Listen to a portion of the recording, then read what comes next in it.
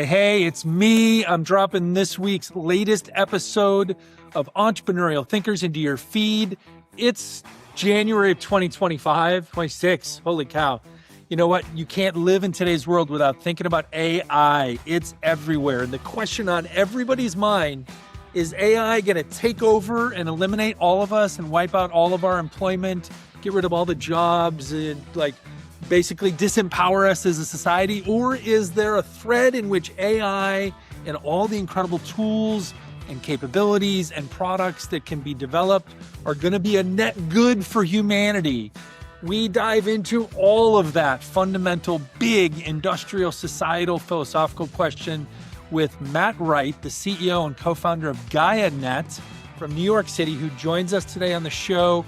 And Matt and I are longtime good old friends, but today we really went into the future together and we unpack not only are the things that he's working on, AI agents, censorship protection, transparency, the blockchain, Ethereum, all those things. So if you're interested in the future, if you're interested in how it's going to affect all of us, or if you are in that space and you're already playing with all these tools and trying to build better versions of what we're all toying with, this is a conversation you are absolutely going to want to dig into and enjoy, hopefully as much as Matt and I did making it for you.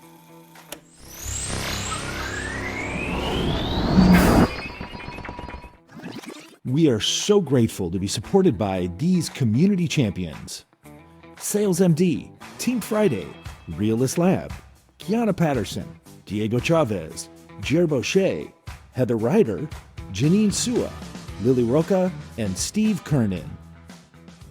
Hola, hello, hi, bienvenido, and welcome back, or welcome to, maybe it's your first time with us, Entrepreneurial Thinkers. As you may or may not know, this is the show where I get the privilege to have weekly conversations with some of the best and brightest entrepreneurial thinkers across every sector and segment of society and industry, as we come together through this conversation to try to leave the world a little bit better when we're done than when we found it before we began. And today, I'm unusually excited and grateful to have this conversation because it is with a really, really important, dear, young but old friend of mine, Matt Wright, who's the co-founder and CEO of a company called Gaia. He's joining us today from New York City, and we're going to have a great conversation about all things AI and agents and open source AI, all kinds of stuff that I know very, very, very little about, as our audience knows. So strap in and get ready to get educated. But first, let me tell you a little bit about Matt and his background before we welcome him in. So as I alluded to just now, Matt and I have this kind of wonderfully strange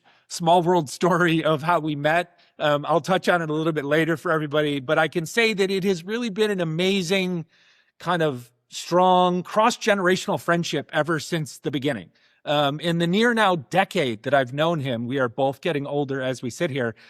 He's not just built communities, but he's grown up. He's built a life with his wife, the uber talented Nancy Nugent. We couldn't do this episode today if I didn't shout her out right in the beginning. So that makes sure she'll listen at least. His reputation has been built upon being kind of a trusted, reliable teammate. And he's really built his career as a leader and a community builder while reverse engineering how humans coordinate and connect at scale, both in real life and now digitally.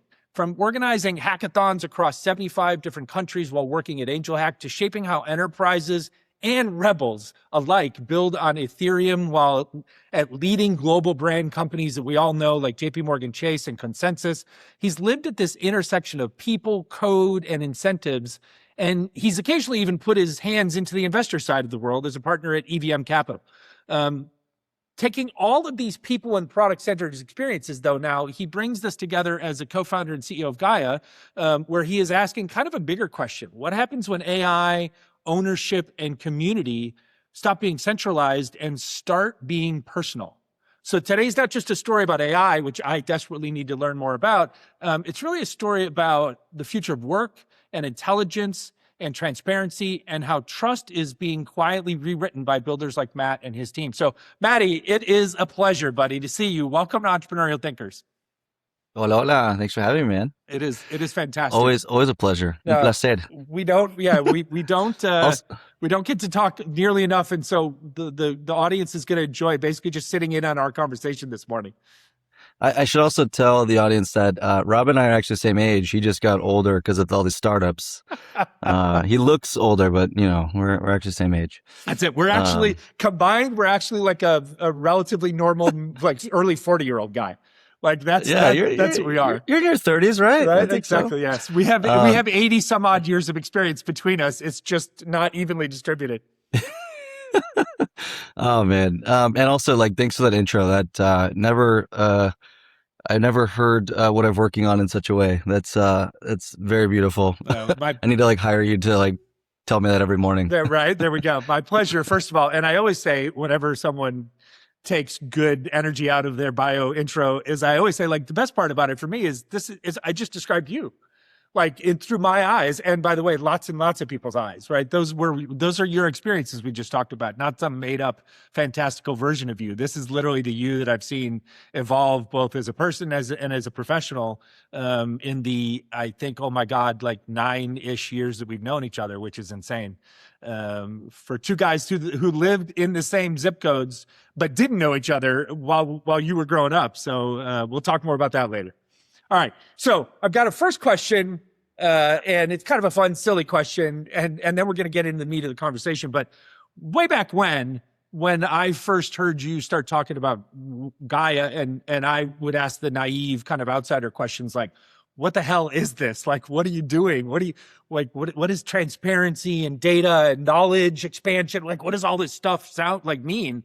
And one of the things you talked about was how these types of things could flow like through our phones, right? So, for the video watchers, like prop iPhone, right? So my first kind of fun question is like, is there a future coming soon where I should get rid of my iPhone 12 Pro Max finally and replace it with like a AI open source Gaia phone or something? Like, is that a world where we're headed?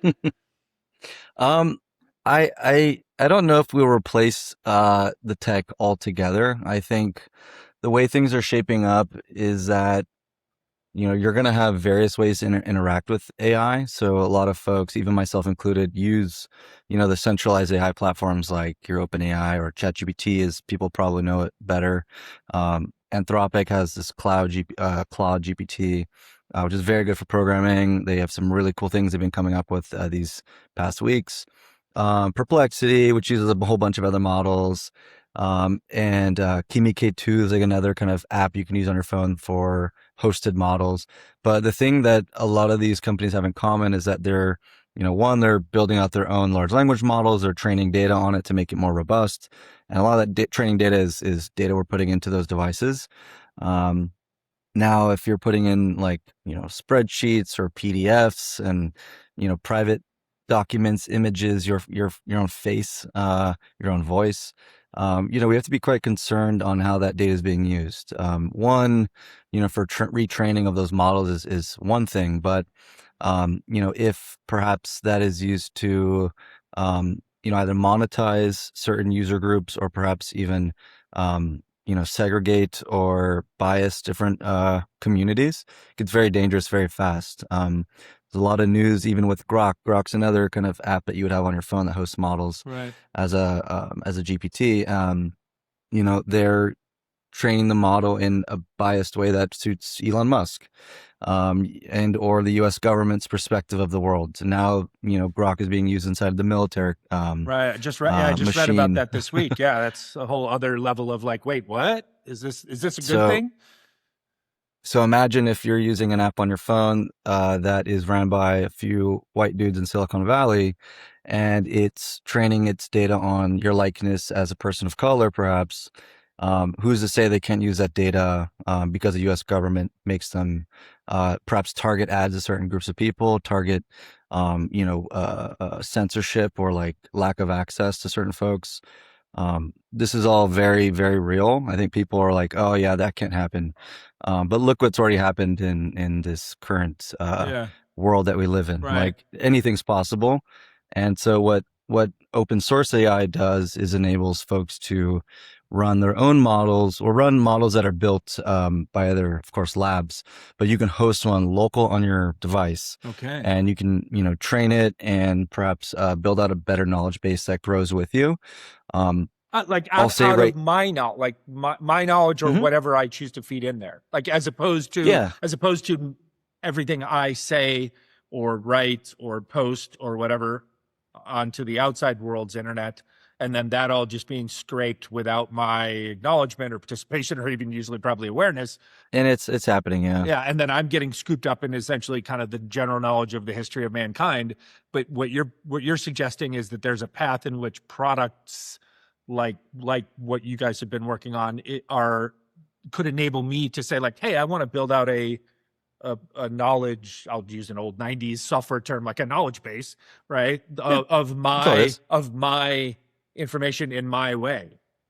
Yep. Interesting. So yeah. So people will kind of laugh off this idea in the big AI world for the past few years because they've spent billions of dollars on building out these models, Because they have and they have a lot to incentives to lose. laugh it off, right? Yeah. Yeah, they have a lot to lose to not laugh it off. But Meta took it seriously. Meta has one of the biggest open source models out there. But by far the biggest open source models are Chinese models. Okay. China's spending a lot of time in open source AI development. Interesting. The beauty of open source I can go to on another tangent, but I think the way things are looking is that we had 400,000 open source models being like a recipe, for example, Okay. for how the AI thinks.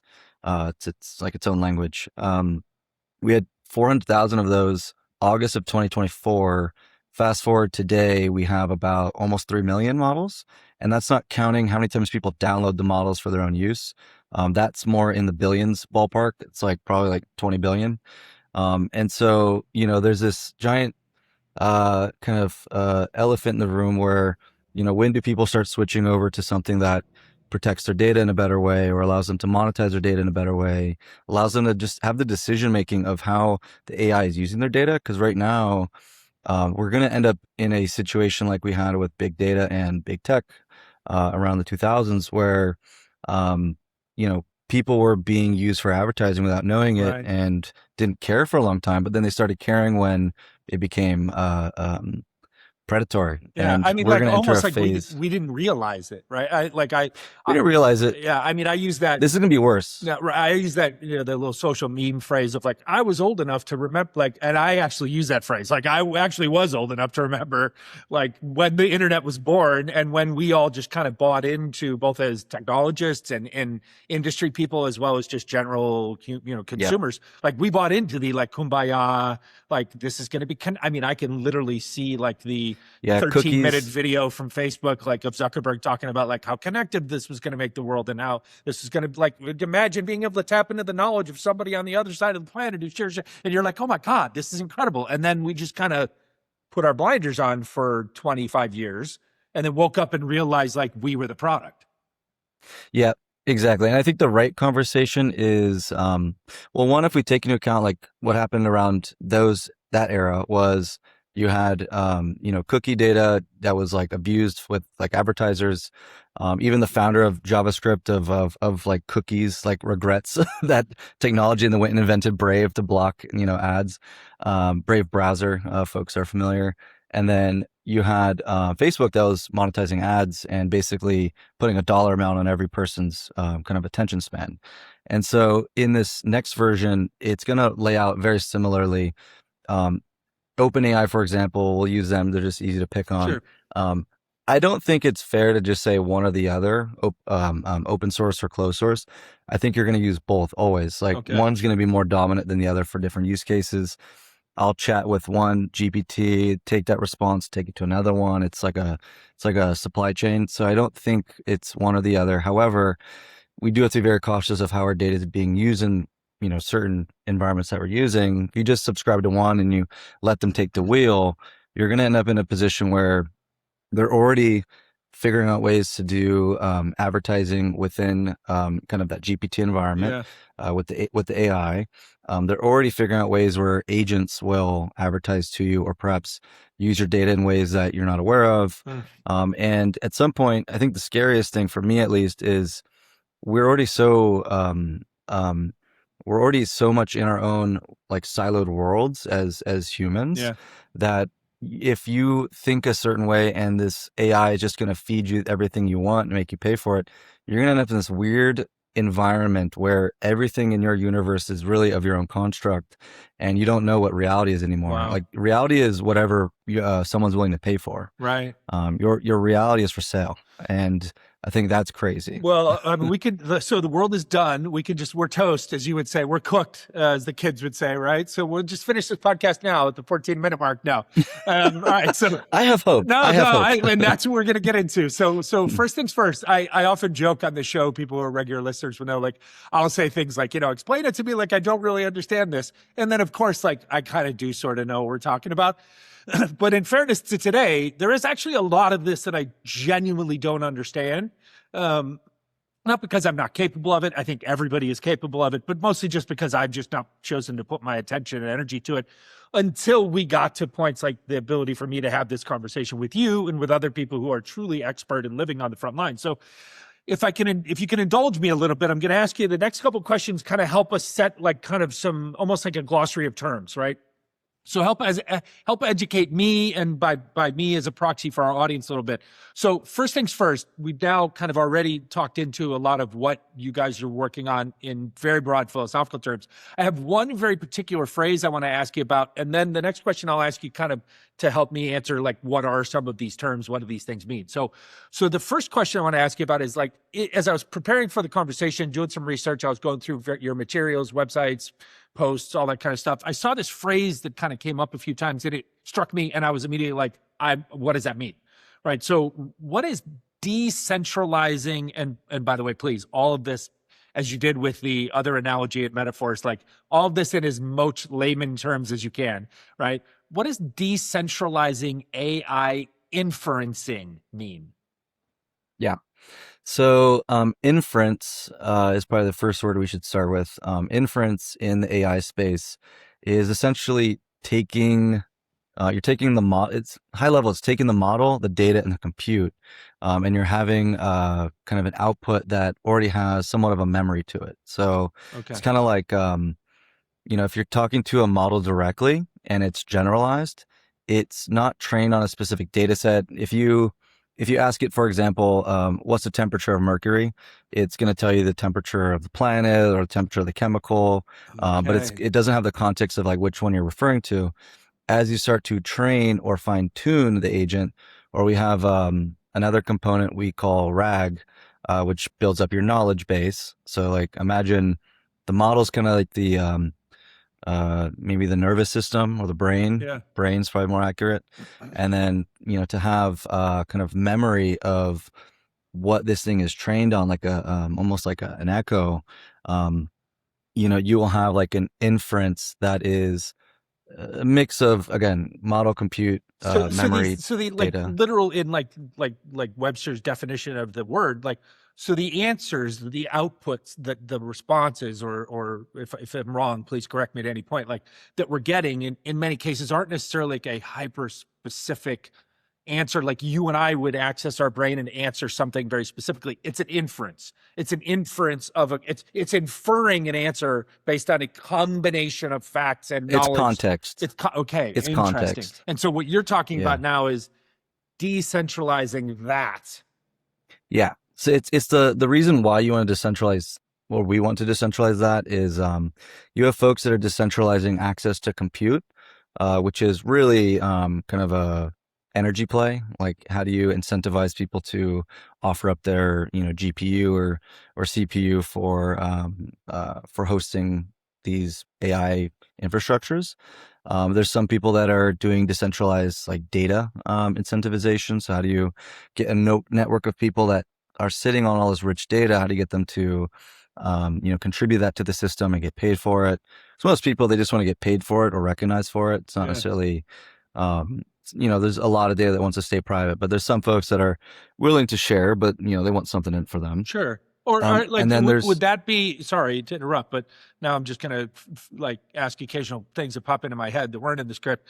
Like, would that be an example? I remember maybe 2 years ago or something, right? Or I've lost track of time since the pandemic, maybe sooner, but where you heard about like these back and forths, like negotiations between say like the, New York Times or something like that, and OpenAI as the company that owns ChatGPT, or as one of these companies that owns these other large language models, and they were like, "Hey, if you're going to use our data, is that what we're talking about there? Like that, but on a different scale. Like there are people who are saying like, "Hey, you could use it, but compensate us for it," or like, "Let's work out a deal." We are so grateful to be supported by sponsors like our friends at Chisos Capital. Everyone knows that raising capital is hard.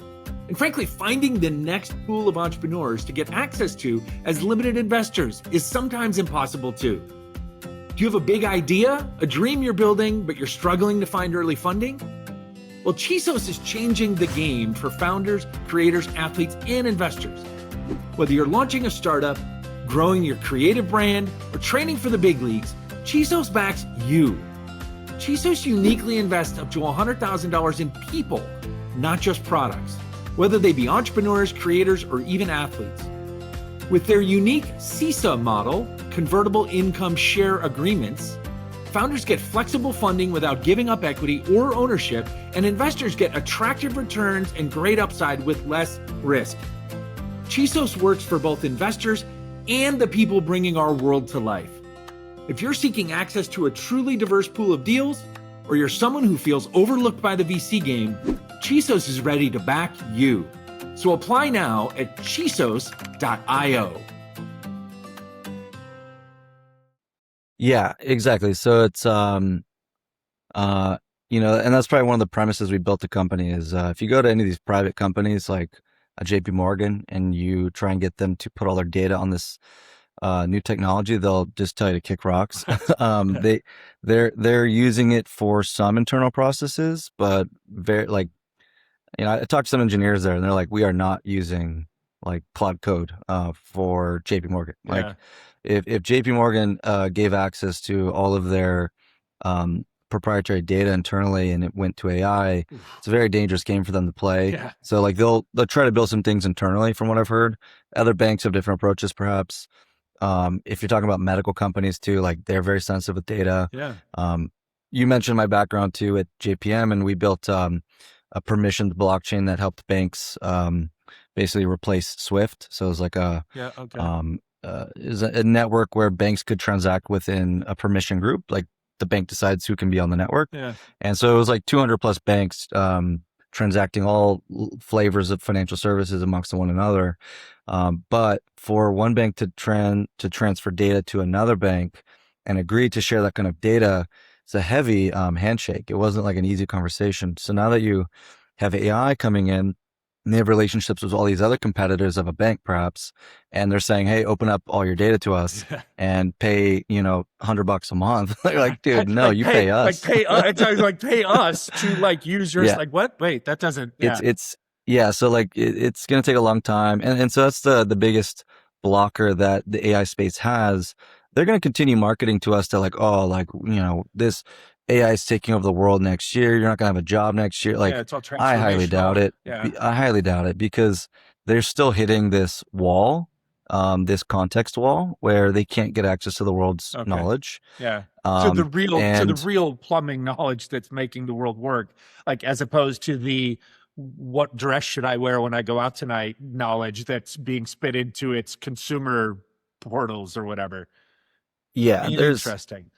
Yeah, so there's and look, that's just within the United States. I think Silicon Valley has created quite a good marketing bubble where, we hear this echo of like, oh my God, we're all screwed. Yeah. But if you go to any other emerging market, and you and I both have worked in emerging markets with tech, they are not going to go pay OpenAI. They are not going to just let people come and colonize with their technologies. Interesting. And so, I hadn't thought about that. That's fascinating. So you need open source. Yeah. You need them to run it on their own with their own compute infrastructure, or they're just gonna have to be taken over by whatever a U.S. Like imagine this. Imagine you're in you and I spend a lot of time in Latin America. Yeah. Like say you are Colombia and you're trying to run AI infrastructure for your country.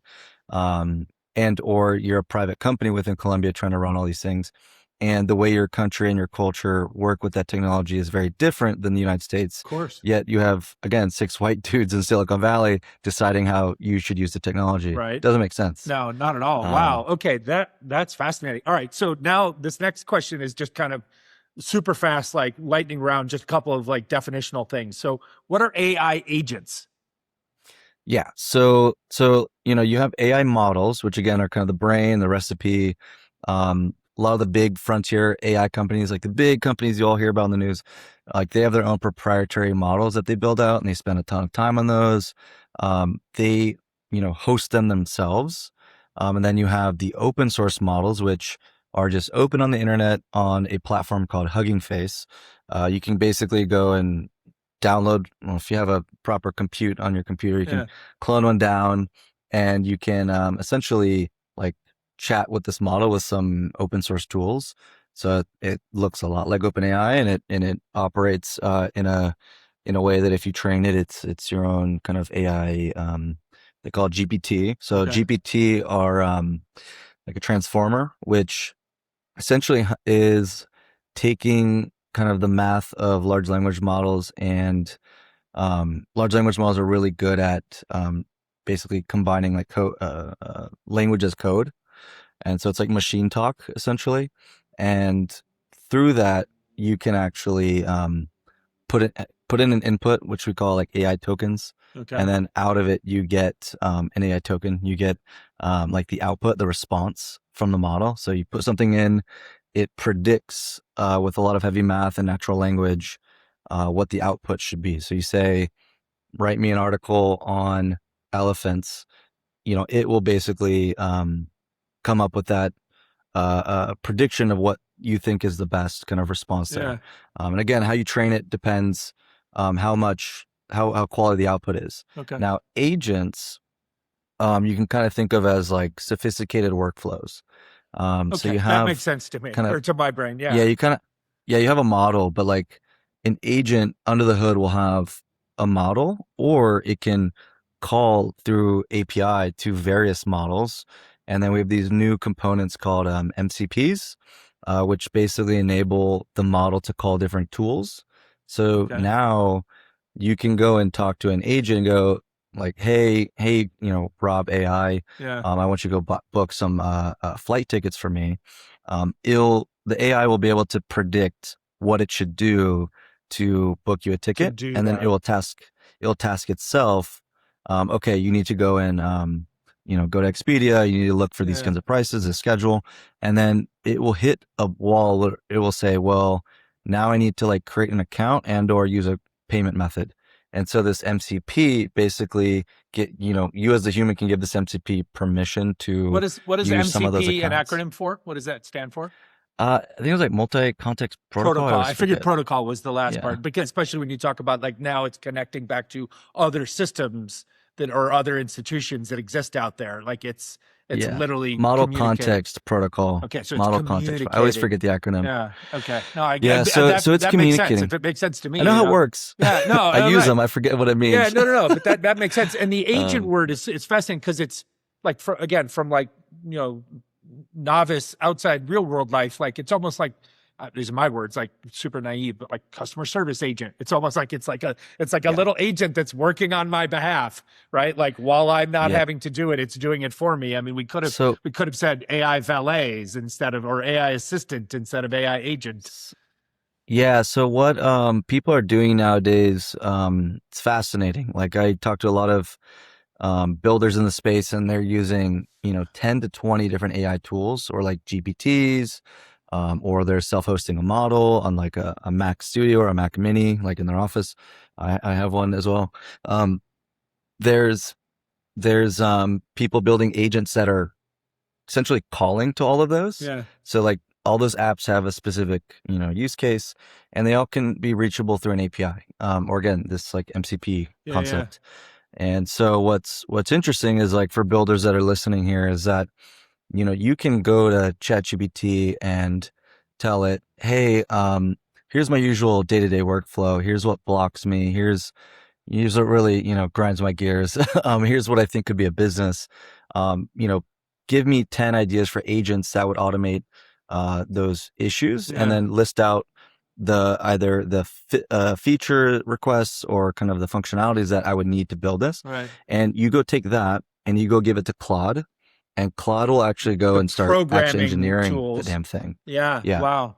That's And amazing. then Boy, talk about back in the 90s, like we used to say, like the barriers to entry and the costs to build. And then in the decades since, I've been able to watch guys like you come along, and I think to myself, like, wow, like he's launching a company and building his initial product for so much less money and time that it would have cost us back in 1998 to do equivalent things. And now you're saying, like, this is, again, just, and this is in the good sense. We'll get back into the whole hype versus fear thing in a minute, but like in the best sense of this all, like this is decentralization, or as we used to love to say, democratization, right? Of these types of capabilities. Let's not even call them products or tools, like capabilities that we're putting into more and more people's hands at smaller and smaller levels, so that now you get to like an individual can create hypothetically incredibly useful solutions to like actual bottlenecks or inefficiencies in their world or in the world. Yeah. So I think also to just wrap up that last kind of workflow, just for the founders here, like what you can do today is amazing. Like you can, again, you tell Claude to go build it, or there's a bunch of other like low code tools that I use. There's like Vercel has a thing called V0. If you have zero coding ability, you can use V0 to build out apps. It's phenomenal. It's literally just like a chat engagement, and it will build out something very functional and production ready if you spend some time on it. But you can basically like have this committee or this team of agents that can be in a workflow or like a loop, where one agent could be collecting feedback from your customers and then creating a prompt that says, prompt is also like the again like the like the delegated task you give to this agent. So if you give it a prompt that says, or you tell the like called a community manager agent, hey, go collect feedback from these 100 customers. Every feedback you get, log it on the spreadsheet, and take the feedback, create a new product roadmap, and then send it back to the developer agent. You can create this constant automated like developer team, and it's just crazy how people can work now. It's very, I'm very happy to be alive in this era. It's a lot of interesting, cool things. I will say it's people try and make it sound scary in the media. They also try and make it sound like you have no hope. They also try and make it sound like, the engineering is just like beating you, and you have no chance of even being competitive in the space. But what I'll say is, there's a bigger conversation about the big AI people, but which we'll talk about in a second. But to the entrepreneurs, this is the era of the entrepreneur. Like, I think it's no longer you need to have 20 engineers to build something to be competitive. There was the Claude, what do they call it? Ralph. I think it's called Ralph. It's like they just launched it this week. It's essentially a workflow manager. I think it's literally called like workflow. And you can task it, just like I said, that whole workflow, it can just automate your whole team. They built it using Claude Code. They built it fully just with the model. They like openly tweeted about it. And you don't need to be an engineer, right? And like happens. And again, I'm probably gonna say this a lot today. Like, I'm old enough to remember. We do need engineers, but what I was just gonna say is like, so what happens is, because by the way, everybody said this very similar things. Like the fear mongering was present. It just wasn't as dominant a part of the conversation when it came to the internet, right? It was this idea that like, and I mean, like, let's go back and talk historical context, right? We said the same thing about the printing press. We said the same thing about, radio. We said the same thing about television. We said the same thing about TV related to movies. And, although the TV industry didn't kill movies like in the 1930s, like maybe TV is finally killing movies like in the 2025s. But my point being, right, like what I'm really hearing you, and this is feeding the pragmatic optimist part of me, which is really good because I'm sure there are people. We have such a diverse audience, right? You've got founders and entrepreneurs, you've got investors who listen to these shows,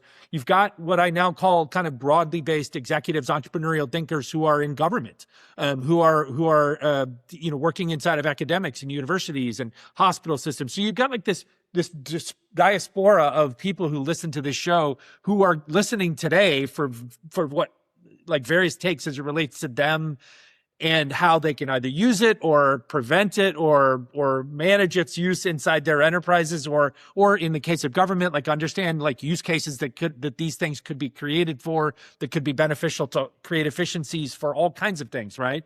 So thank you for the broad-based kind of conversation today. A couple of more specific things, and this is a fascinating phrase again that caught my attention. Now that we understand agents and you've helped us understand what decentralization is, and you've helped us understand kind of open source as a concept, like one of the things I thought was fascinating, and maybe you alluded to this in the very opening, or maybe it was before we were even on the air, you use a phrase in some of your materials, censorship resistant. And so like, what does that mean in your context of either what you're working on and what you're building, or just your philosophy of the industry? This idea of like, what does that mean, censorship resistant in today's world? Yeah, and I'll take it back to open source and Ethereum. So Thank you. so Ethereum, I've been working for. Ethereum is in my opinion, the greatest open source project known to man.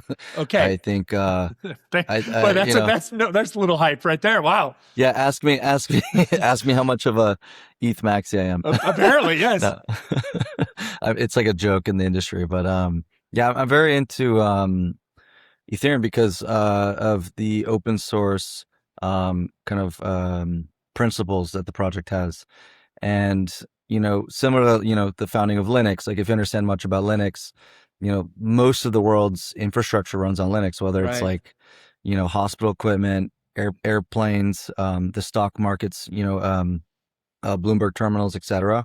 A lot of stuff runs on Linux, and this is an open source technology that a bunch of developers who do not get paid for the work they do. There's like some paper a long time ago, and like some of these open source contributors, these engineers, are some of the most underpaid people in the world based on the caliber of the work the output that they're creating, right? And where their technologies are being utilized, right? It's crazy, but it's a beautiful thing to see a technology that's truly a public good, like hospital equipment. Let's just use that example.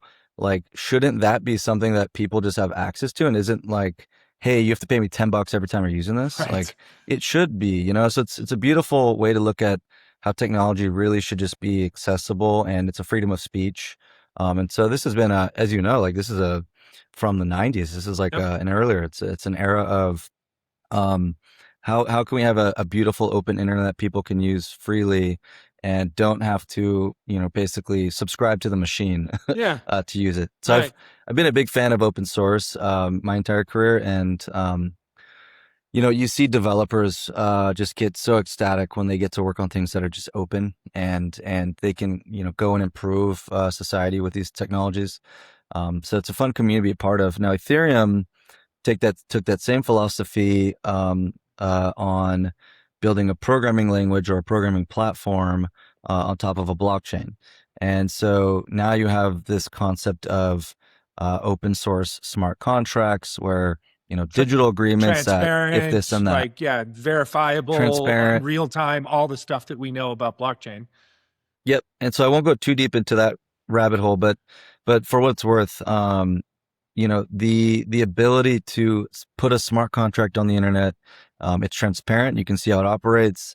When you hit it, you know what it's going to do. It runs as programmed, and there's no way that a government or anyone can get in the middle of the blockchain, the token, or the smart contract. Okay. And so blockchains create a censorship resistant formula for basically programming any kind of financial agreement or digital agreement of something of value. So, Ethereum constantly calls itself the Internet of Value. Now we look at that and think, okay, well, what's going on in the AI space that could perhaps be decentralized? And we're looking at So you have the models, and that's getting open source. All these models are open source and Hugging Face. They'll continue to proliferate. We don't see that slowing down for any reason. It's going to get actually more urgent, I think, as people get stuck inside these silos. You have the compute infrastructure. There's all this available compute resources around the world. People are sitting on servers that aren't being used. People are sitting on, GPUs or CPUs that aren't being used. They're just kind of sitting idle. And then we look at the data problem. We look at, okay, people want to give their data and or their compute to this AI movement, but they don't know how, and they want to be incentivized, and they want there to be like if-thens kind of around like their ownership. Yeah. And we started to look at the lowest hanging fruit, the easiest kind of minimal viable component, which is like inference. And so we look at that being this combination of, I need some form of compute, I need some form of data, or I provide my own data, and I need a way to monetize that and host it on an internet protocol that cannot be taken down. And so we see that as truly, solving a massive problem for censorship resistance, where censorship being not just, a government's going to censor me, Right. but also a private company could censor me. Sure. We have folks in this AI space that have been deplatformed from Twitter. Right. We have folks that aren't able to access certain services because of their geography or even just like, their identity or what they identify as. Because so that like in this era, sorry to interrupt you, like in this era, That's okay. in many ways, right? Like these oligopolies, these mega corporations are functioning in this way, like you described, as governments. Like it's way too easy. Yeah. We are so grateful to be supported by sponsors like our friends at Shore Capital. In today's venture capital world, it's not just about cash. It's about relationships. Capital is harder to find, limited investors have fewer managers that they can trust, and the industry is just filled with far too much hype. Shore Capital is an early-stage venture fund investing in the world's most ruthlessly iterative founders, helping its limited partners to find founders who are solving the world's most dynamic problems, teams that excel in mastering the idea maze, teams moving with a rapid, iterative velocity and demonstrating radical resourcefulness. Shore Capital doesn't just write checks, though. They become fractional co-founders when needed, offering strategic support, high-leverage relationship development, and a deep commitment to the long-term success of their portfolio companies. If you are a ruthlessly iterative founder with a bold vision or a limited investor seeking sustained access to the brightest big thinkers of our time, Shore Capital wants to meet you. So visit shorecapital.notion.site to learn more. Imagine this. You and I love UCLA. Right. There you go. Imagine this, and a very, very real example. Anyone using ChatGPT that is, or using AI that's a UCLA student now has to give up substantial amount of their data. UCLA tries to stop it, but then Donald Trump says, I'm stopping grants until you guys give up all this data, and you block anyone that has... Governor Newsom and Rob Bonta have to come along and sue the government and da-da-da-da-da, and yeah. And that's censorship. It's 100%. It's anyone of power trying to censor or block access to a resource based off some sort of bias. Yeah. That's a very rough definition. You're right. Yeah, but it serves our purpose for today conversationally. And it's what's funny is when we talk about censorship, people are thinking China, Iran, Syria, you name it. This is fucking here.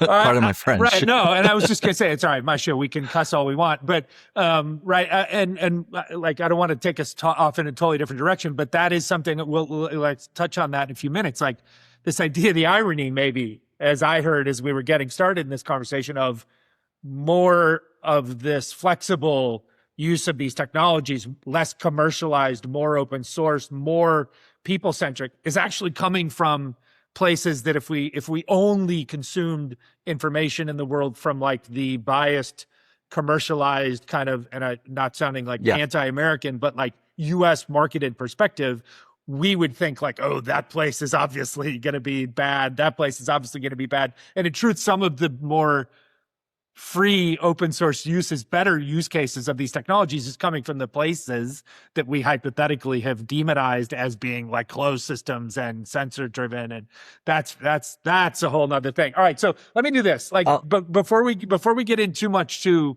and I don't want to go down too deep a detail about Gaia and all the myriad of products and all the companies, like people can go check out your website. So we're talking a little bit more philosophically today, but this is your kind of commercial opportunity now. Like this is your commercial for a second. Like, what is it? We get it, like where your intention is, but like, what is it in a couple of use cases that you're working on at Gaia? And then the bigger question I'm more curious about, like, what was it about this marketplace that you just described of information and knowledge sharing and technology that motivated you or catalyzed you or inspired you to say, like, hey guys, hey friends, really smart people that I'm surrounded by, like, I think we could solve for some of these things. And like, yeah, we could build our own business and we could be entrepreneurs and founders, but like from a problem solution standpoint in the universe you just described, like what was the driver behind you saying, like, I think we could do this and let's call it Gaia and let's build a business around it? And in that context of that answer, like, then tell us a little bit about kind of what Gaia is working on, like some specific examples. yeah. So, I'll real quick just tell you what we're building to, Yeah, kind please. of lead me into the origin. But high level, like we take open source large language models, which are already again proliferating.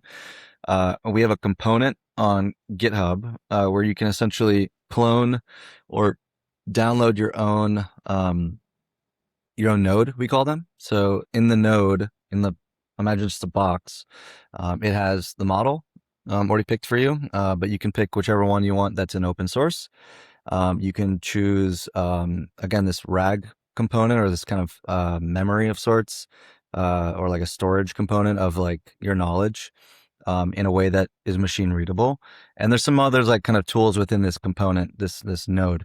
But this node you can download to your local computer, and it can run certain caliber of models that aren't really compute intensive, but you can also download much larger models in the node and run it on a GPU if you're running your own GPU, or like, again, Mac Studios are very performant, and it sits with you. We have no access to this. It is an open source way for you to run your own model, and basically build your own knowledge base or knowledge service.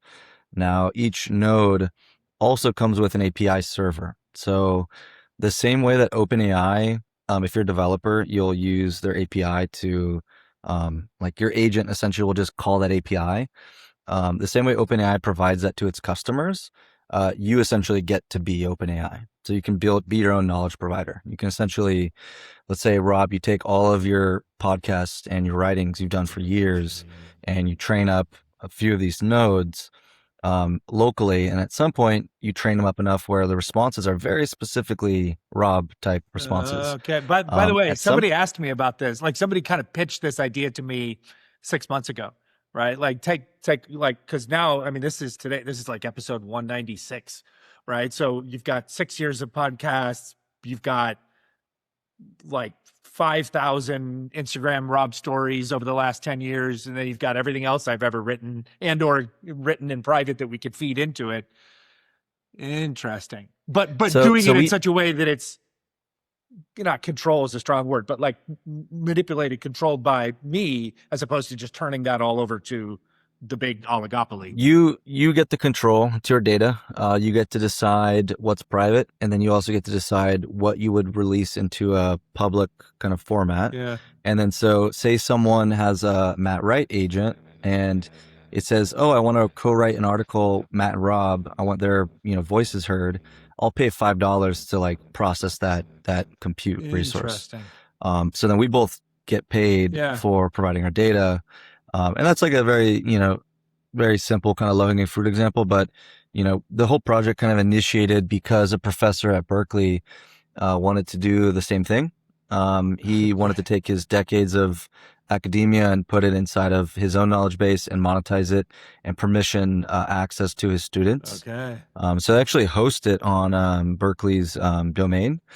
And so, he's basically created censorship resistant, self-owned Yeah. kind of knowledge base that his students can play with. And Oh, we did research too. We have a white paper out on if you train smaller large language models on a specific context, they actually can outperform these larger generalized models because they know where to shoot. sure. If they don't have the context, It's like, yeah, they're it's less, it sounds like it, and this is super layman's terms. It sounds like it's like less guessing and yeah, more it's accurate guessing. for less of like, it's It, better hypothesizing or better inference of the answers that comes from all the information because you because it's Rob and Matt, or it's Rob or it's Matt.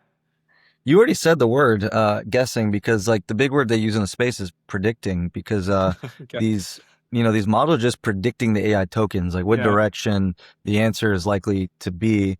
And that's the thing that looks human to folks. They're like, oh wow, this thing like sounds like a human, but it's these things are not sentient yet, to my knowledge, unless someone has some crazy innovation. But Right. for the most part, they're just getting really freaking good at predicting Yeah. our behavior, written, media, text, code, math. Yeah. And if you can give it better context, and you can It's get going to be people able to to pay for predict better context, right? And yeah. and for better. Okay, that makes total sense. Oh, and by the way, you also tipped something else I was going to ask, like just for context about the business and the company. So, like here, you mentioned UCLA before. We want people to pay for context. No, I love that. But like also, you mentioned UCLA before, right? And the whole UC system. We're very proud of that. But now, so there was this Berkeley professor I saw when I was going through the website in the research, like there was like a Berkeley address attached to it. And so I immediately thought like, oh shit, he partnered with like some Cal Bears and some UCLA Bruins. No wonder his company is like important and they're working on important things, right? I mean, you're basically collecting some of the smartest people in the world. So was there did you know, or did you see, or did you hear about this Berkeley professor? And that was like you sitting in New York City where you were working in big finance, like, and you were like, hey, wait a minute. So it's an interesting story. So basically the project was somewhat of a joint venture with a group called Sig Susquehanna, or they have a team in Asia that spends a lot of time in open source and in Web3. I was at Consensus, who is the co-founder of Ethereum. And I was leaving to actually go and build a Web3 AI fund, right? Because I was, I like to lead with the why. Like you are very much a why guy. Yeah, I really saw in the Web3 space specifically, and this will kind of dovetail into the product question earlier. But I saw that a lot of the protocols in Web3 that are running on smart contracts, they are kind of autonomous. They are supposed to be machine, operated, and are censorship resistant. Yet in this world of AI, I'm thinking, there's no way that these kind of these formulas floating in the internet are going to subscribe to an open AI and just willingly hand over their data, just like a bank wouldn't. So how would they be using AI to keep up with the times? Because if not, could an open AI's AI agents just go and replicate the entirety of this space and just completely dominate it? And so for me, it was more of a concern of like, I don't know if Web3 could keep up if they're not using AI. And if they're using AI that doesn't really work, apples to apples with how their software works in open source, that's not going to make sense. So for me, it was initially a mission to go and figure out how I could help build in the open source AI world. And so we were looking at, major kind of themes around like how AI governance could work with blockchains, how you could do identity and reputation of agents with a blockchain, how you could do distributed payments ran by agents. Because again, being at JP Morgan, right, I'm like, agents are not going to open a bank account. They're going to open up a wallet, like a crypto wallet. Yeah. So much easier. And so I'm looking at all those problems and I'm like, okay, well, how do we do this? And the group in Asia I brought up, they actually invested in the fund, and then they ring me up a month later and start saying, well, hey, we're actually working with this Berkeley professor and we have this initial MVP. We love you to take a look. And, my reaction was like, it looked a lot like the open source work I did at JP Morgan. Interesting. And so but just differently applied, or more broadly just applied. Different application. And for me, what jumped out was the concept of inference being fairly lightweight, and thinking through all of the developers in the world that don't have access to these larger kind of AI platforms, are very expensive, or don't have access to GPU, and thinking about how they would be completely sidelined by kind of the growth of the AI space. And I thought this was a beautiful way for communities to onboard to the technology through open source. So for me, it was just like, in my head, I just saw like 5 years down the road, I'm like, this is so straightforward on how this scales to people. Yeah. And that's really what got me hooked. I love that. And by the way, talk about a great podcast guest. Like, what a segue to the next question I was going to ask here at some point, which I'll now ask here, right? I mean, you've lived in this, now I'm seeing it as kind of an intersection. I love, like, you basically, just as I listened to you describe that catalyst for getting involved, like, I'm seeing where, like, this version of your life, which I knew about, right? And then this version of your life, which I haven't been so up on lately because we haven't been as connected in the last 3, 4, 5 years, right? But like, I watch and I see and I'm observant, right? So like, now I hear how you created kind of the, as my dad used to say, the corner of the street where you go stand and you wait for the world to pass you by because you're going to deliver a solution to them, right? So now I'm seeing the corner of your street.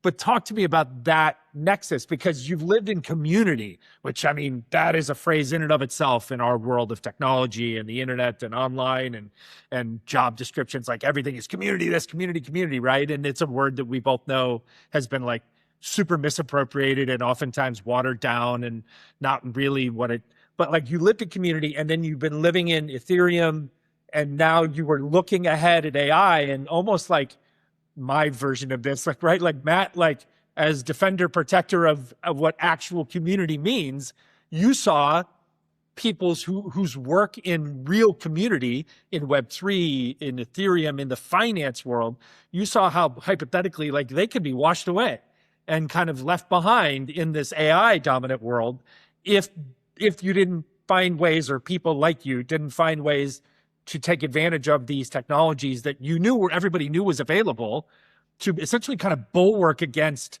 just the rolling over of open source as a movement. So in that context, which is beautiful, as you said, like, what is community going forward? Like, what does community really mean now in this context to you, Mr. Community Guy?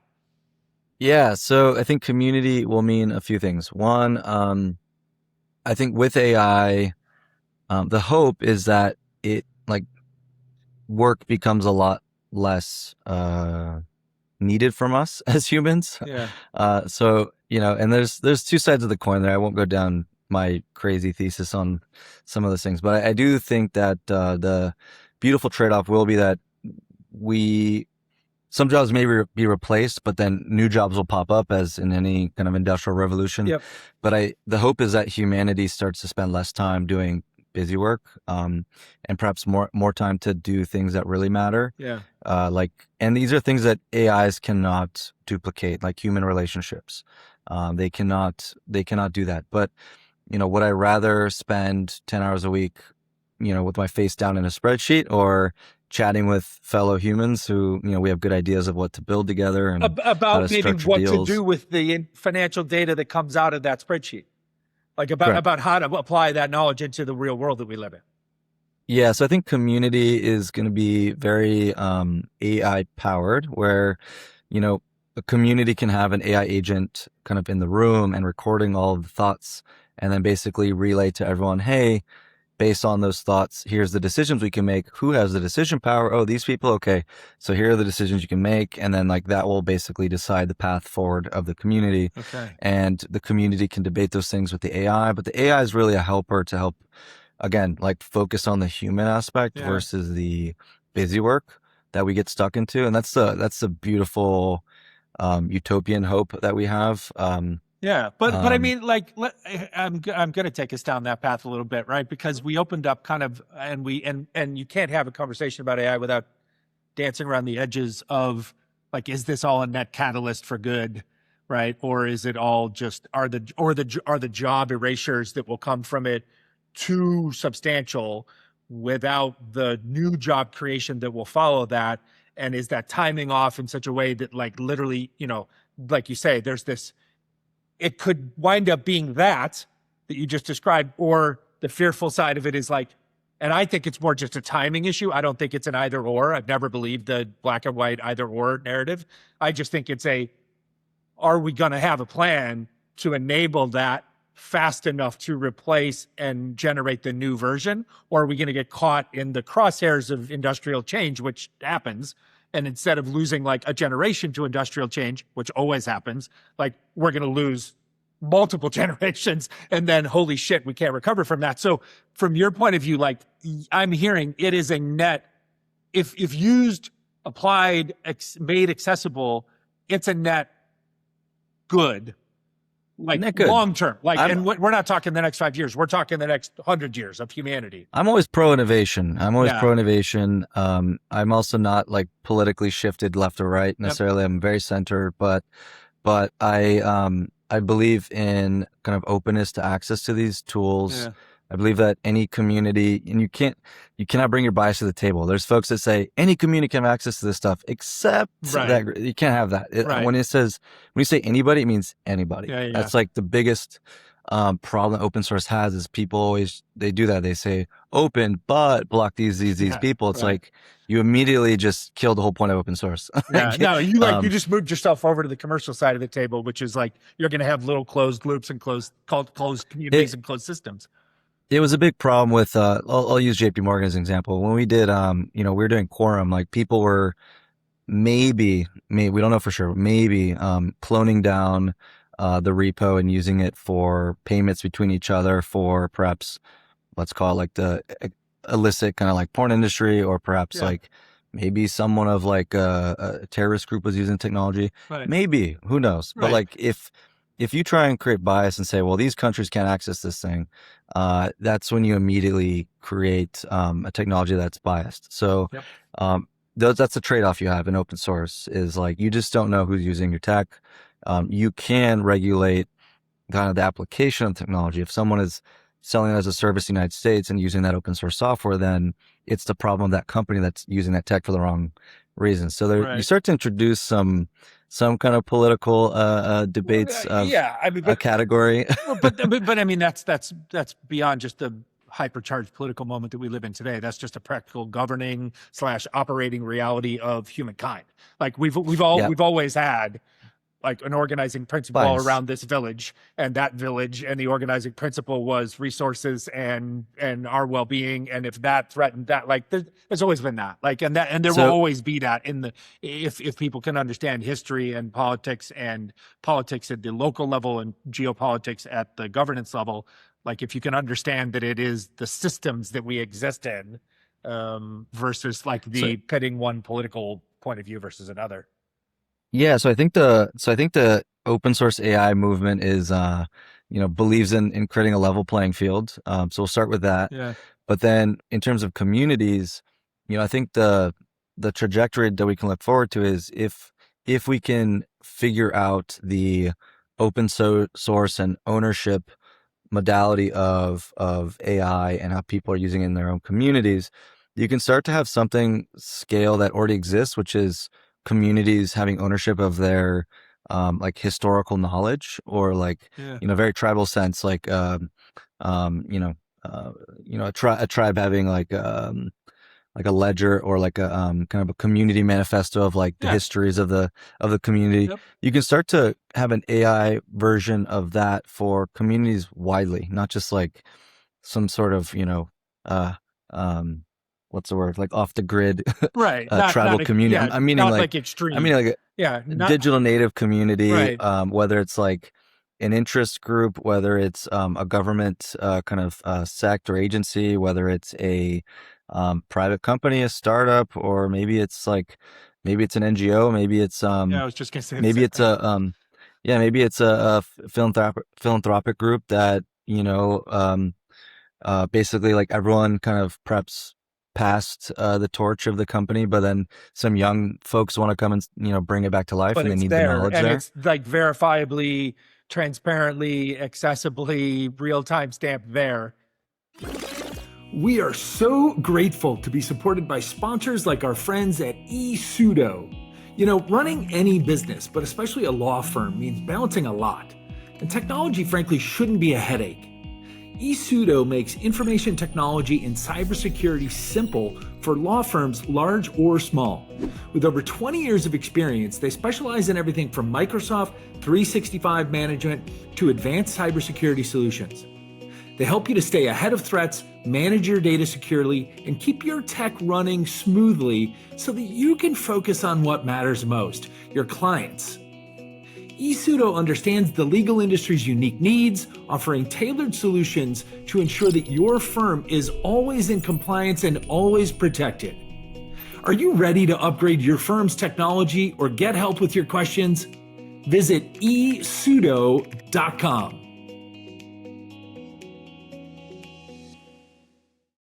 You can have an AI that infinitely, for the rest of time, if like maintained in a certain way, basically keep the history of a group of people and be accessed and asked, hey, what were people thinking about at this time? Can you write me a manifesto on, what, how we should go about things in this next generation? Wow. So you can really see AI as a collaborator of humanity, not necessarily as something that wants to just extract. Right. No, I mean, it's more, boy.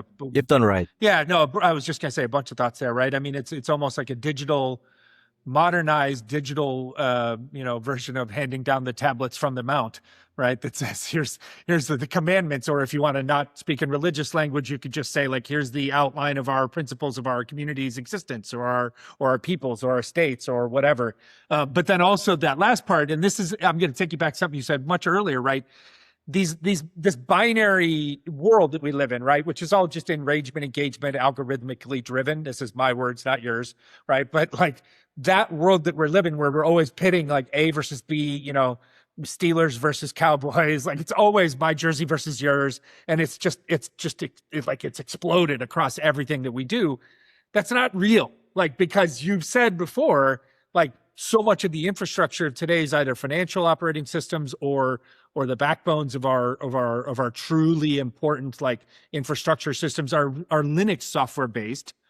And so what that tells me is, by the way, in the 1990s, when I was selling software and then hardware, right, everybody was debating then, like Linux versus Windows systems software wise. And this notion was the Windows people were like trying to just put away Linux, like you're out of here, we win, right? Like as if everything is a zero-sum game. And that's just not true. So what I'm hearing, and this is very encouraging to me, and anybody that's listening, is like, what I'm hearing is that the practical reality of what is happening now and what will likely unfold is that there will be, yes, massive commercialized networks and tools and communities, and they'll get all the hype and there'll be all the noise and they'll probably continue to get all the money.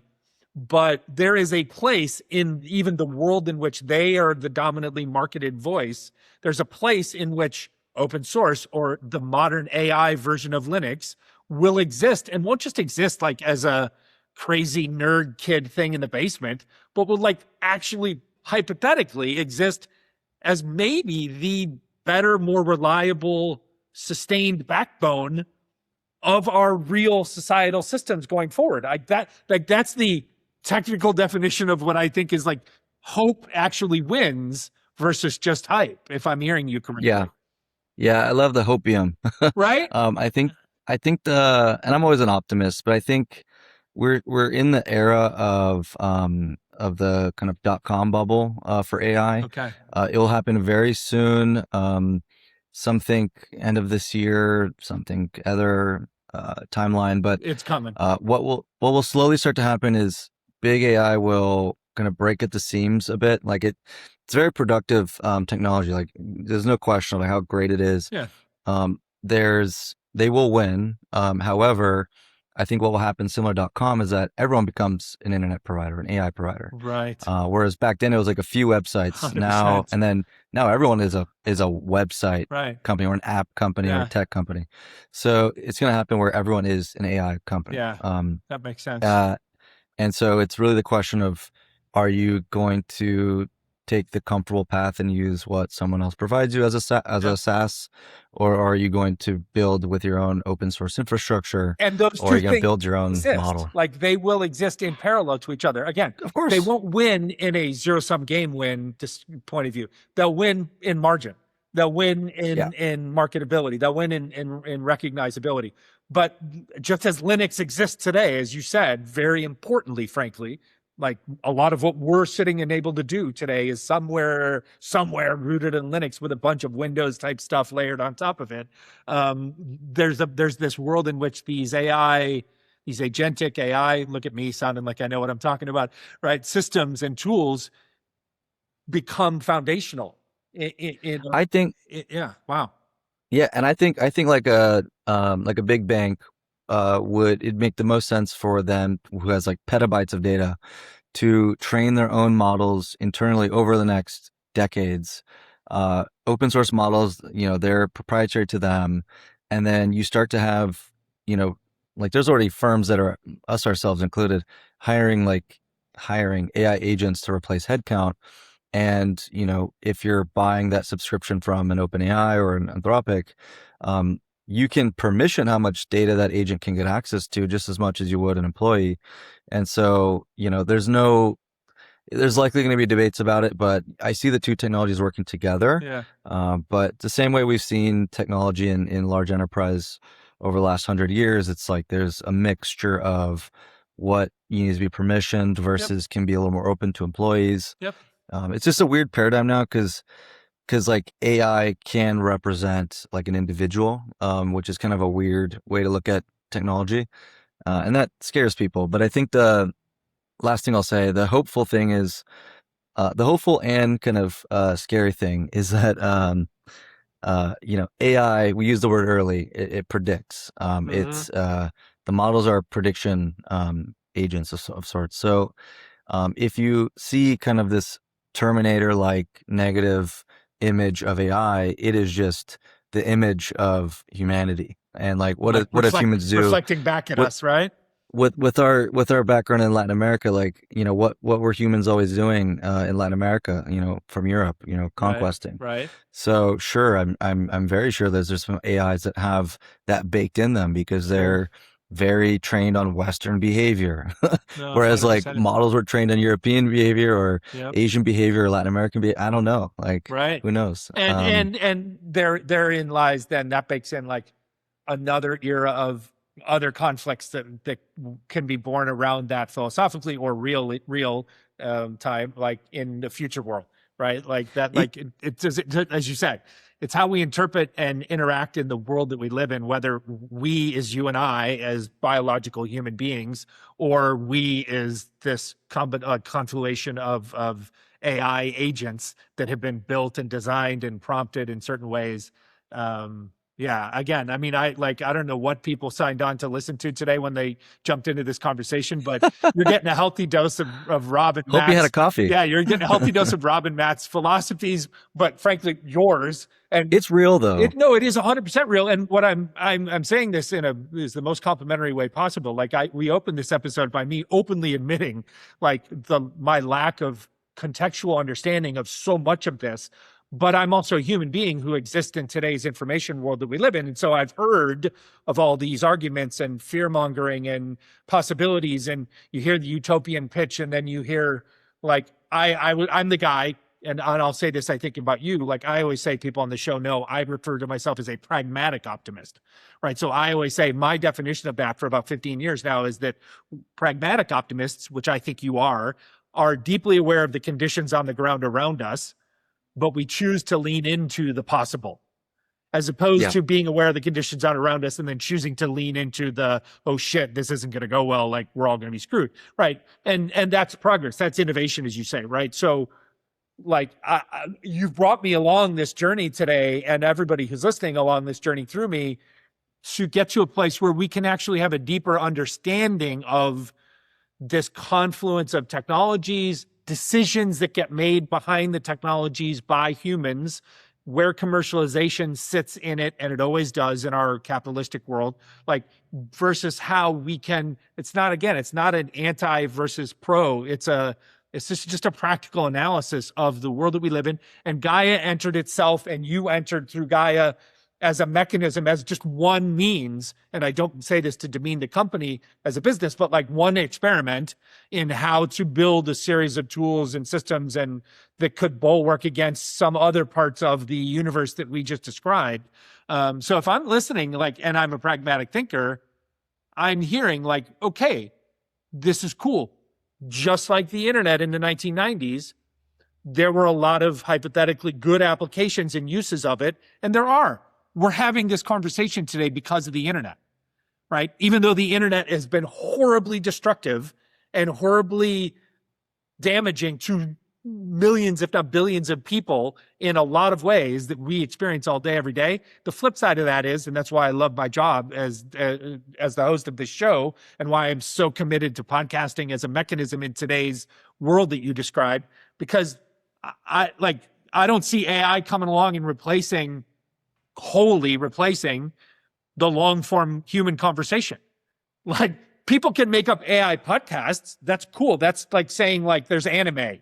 It's just a different form of art, right? But like, I think there's a place going forward through it all, as long as humans exist in our form, where long form human conversation, whether it's around a fire pit in the middle of the desert in a village, or it's on a digital platform that was enabled by the internet. But at the same token, the internet does a lot of bad shit to good people today, right? And the internet will be misused by ICE agents on the streets of Minneapolis by taking photos and capturing that data and putting it into Palantir databases. Like that, again, my words, not yours.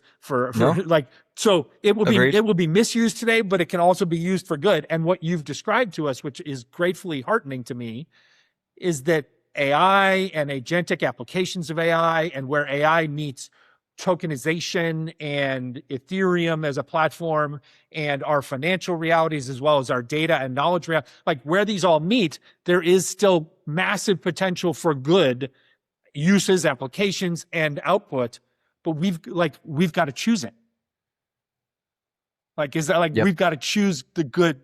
We've got to choose to use it in the right way, because there are going to be a bunch of people who are obviously going to use it the wrong way because it benefits them. Yeah, I think the points all kind of relay again to folks, just to summarize some of the things. One, I would just set like a call to action for everyone, like please go try out some of these tools and ask some spicy questions. Nice. And just see where you get blocked and or the wrong kind of biased answer. And maybe just make your own assumptions of what this technology looks like to you. And then the second being, if these big AI groups, continue to just kind of dominate our available options, you need to start to look into how would you perhaps decouple from that system a bit. I know it's cumbersome and it's like, oh, but it's so much easier to use this system. Don't be the sheep. Like, I think it's, if you want to just succumb to that system, it's much more dangerous than we've known kind of past internet. It's so easy to say, oh, I don't understand AI, but, you're going to either one way or another learn it either hard way or good way. And then the last thing I'll say, the third thing to anyone that's like a builder here, the call to action for builders is, and this is a crazy thing to explain to people, but they're starting to get it, is that your customer in the next 2 years is no longer humans. You're building software for agents, or for AI to consume, even a podcast. You're building a podcast. Agents are going to tune in to try and get context on how they can perhaps sell an article to your fan base. Interesting. As a builder, you have to start to look at product development a little bit differently.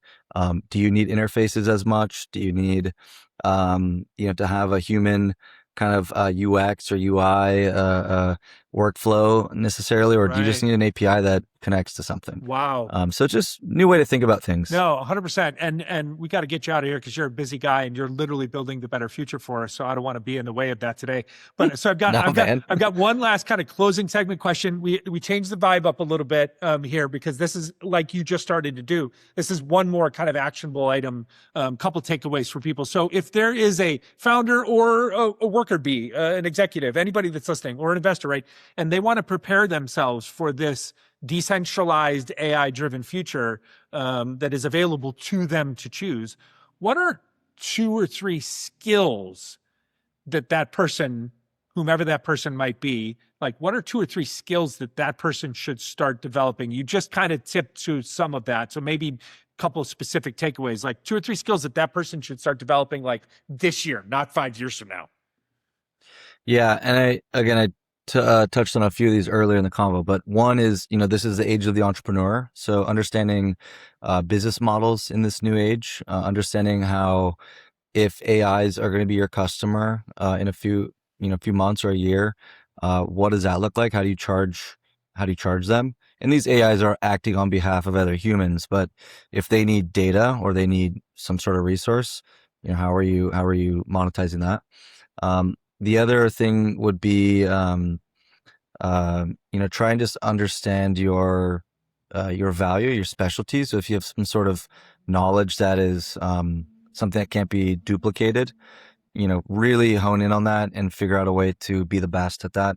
And the last piece would be, get better at management. I think the future is not for those that take orders. If you're someone that just does data entry and takes orders from somebody, get ready to have an AI as your boss.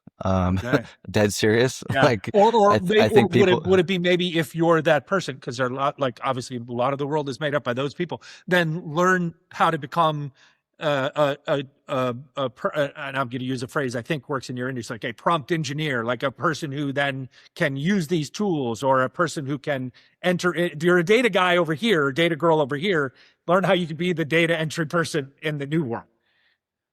Which brings me to the other point, which is like learn how to become a manager, because if you're cool with just taking work in the form of like a bounty from an AI agent, that is a very great life. Like it will exist. It will exist, but like you're not gonna be able to kind of set your hours or things like that. Or maybe you can actually. Yeah. It's kind of like Uber. Like it's gonna be like Uber, where gig work. You can jump online where you want to, and you can pick up some work and do it, but your boss is a machine. Interesting. And so like if that's your life, that's your life. But if you don't want to succumb to that, then you will want to become a better manager, because I don't think that there's going to be a big displacement of work, but I think it's going to be supplemented with new type of labor. Yep. And the interesting thing is, if you're really good at delegating work or managing people, managing like their outputs and figuring out like how they can improve and coaching them to do a better job, you'd be great at being a prompt engineer or someone that can task an army of agents to do work. Our team has like, let's say 20 agents that we're like kind of coordinating things to, and we're all just kind of managing digital workers underneath us. Yeah. And so I think if you can get really good at delegation and, scoping and prompting, and your specialty and exactly what's needed to build, and how to build a business model. Again, this is like the age where like everyone kind of breaks off into like small entrepreneurial pods. No, that's which again can or go work for the machine, which is fine too. No, I was gonna say like, but that's what's gonna happen. No, but thank you for being so blunt about that. Right there, that's a great way for this to close off. Like the big revelation for me is that it is not this binary zero sum game, this or that. Like you just said the thing that nobody ever says, right? Like I've never heard Sam Altman say like, I heard he pitches the utopia thing, and then when someone asks like a hard journalistic follow-up question, like, okay, cool, how are societies, how are countries, how are governments going to then account for the labor displacement that will happen because of this industrial revolution? And he just goes, oh, don't worry, it's going to be not great. His problem. We'll figure it out. I'm sure we'll figure it out. Like, which is just right. You just said like what I would have appreciated him saying is like, hey, or just go work for the machine. Like you can stay working for the machine. Just be honest. Or, right. Like here's the path, more entrepreneurialism, more individualized value, understanding your value, becoming better at managing and interacting with people, right? And delegation and all those things. Or just understand that you don't either want to have any of those skills or work on any of that. And you literally would just prefer to be a cog. That cog may or very likely will be reduced to gig contract type freelance work. So then you're going to have to figure everything else out. But that, like what you're saying is that the big displacement that's coming from this world that we're entering now, or we're already on the first days of, is going to unleash a bunch of potential, or it's going to leave like a larger segment of society behind. And that's up to people. Yeah, and I'm just saying, and like, societies, but I'm just saying, like, roll up your sleeves. It's not one yeah, of those technologies you can just sit on. interesting. Blockchain's one of those things where, like, some took it, some didn't. It's gonna be there, but it's not gonna disrupt labor in that kind of a way. AI is a different beast.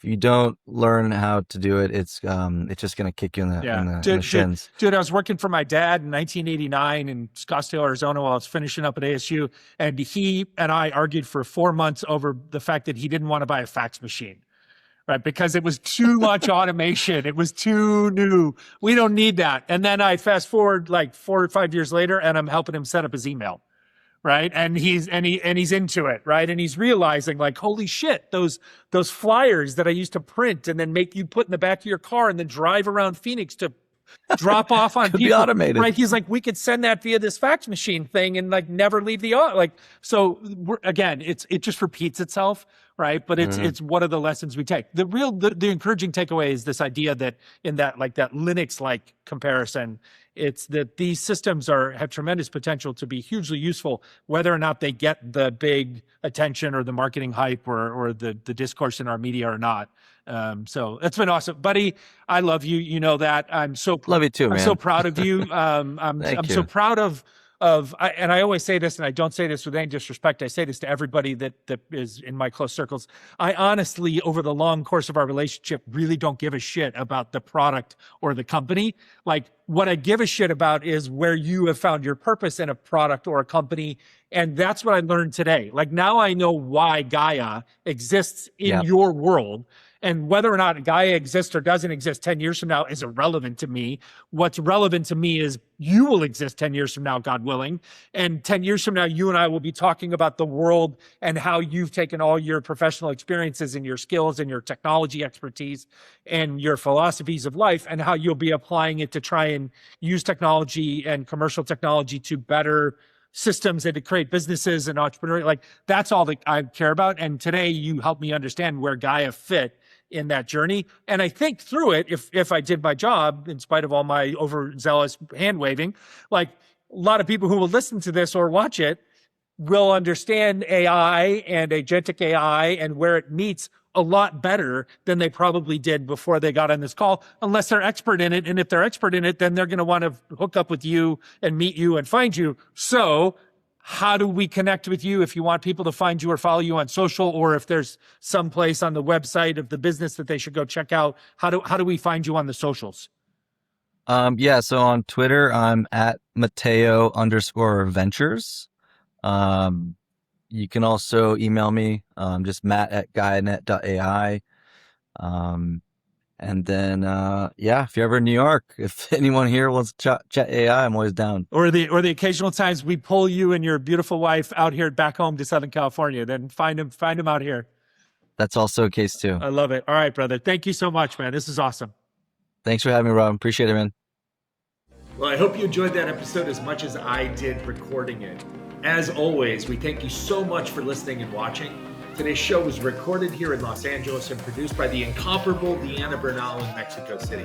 You know, we can only grow this show by you listening and sharing the show with friends. So please find, like, follow, subscribe, and share our audio-only show on Spotify, Apple, or via any other popular podcasting platforms, as well as find the video version of our show now available on our YouTube channel over at Entrepreneurial Thinkers.